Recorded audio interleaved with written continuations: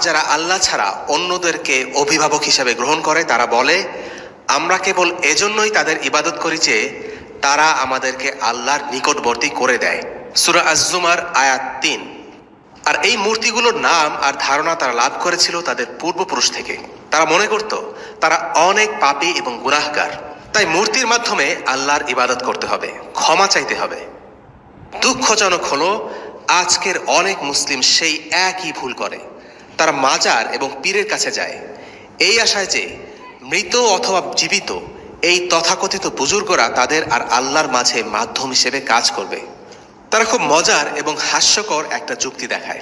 যুক্তিটা হলো, কোনো বিচারপতির কাছে আপনি নিশ্চয়ই একা যেতে পারেন না, নিশ্চয়ই কোনো উকিল দিয়ে তারপর আপনার কাছে যেতে হয়।